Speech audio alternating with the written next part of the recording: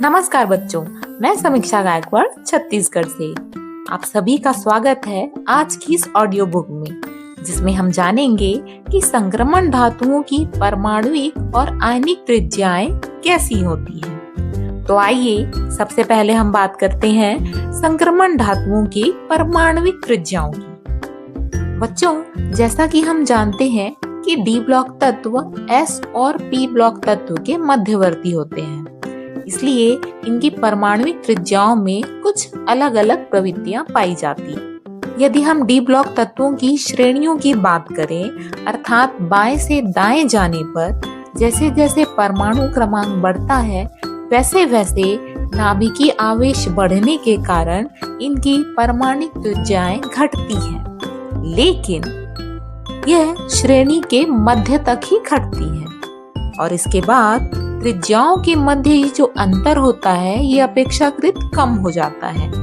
तो इसके पीछे कारण क्या होगा?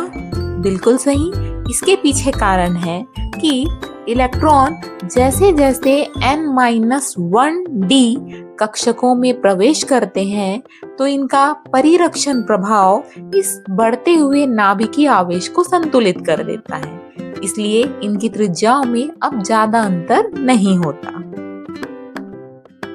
और वहीं श्रेणी के अंत में जो तत्व पाए जाते हैं उनकी परमाणुिक त्रिज्याओं में वृद्धि हो जाती है।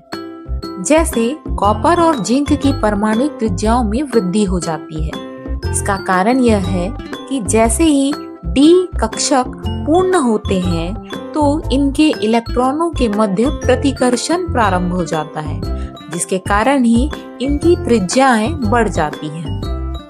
बच्चों, अभी तक तो हमने श्रेणियों की बात कर ली, क्यों ना अब हम बात करें समूहों की। हाँ, बिल्कुल सही, ऊपर से नीचे जाने पर डी ब्लॉक तत्वों की परमाणुिक त्रिज्याएं बढ़ती हैं, अर्थात इनका परमाणु आकार बढ़ता है और इसका कारण यह है क्योंकि ऊपर से नीचे जाने पर कोशों की संख्या बढ़ती है। इस प्रकार प्रथम श्रेणी की परमाणुिक त्रिज्याएं द्वितीय श्रेणी से कम होती है, लेकिन द्वितीय और तृतीय श्रेणियों में ऐसा नहीं होता।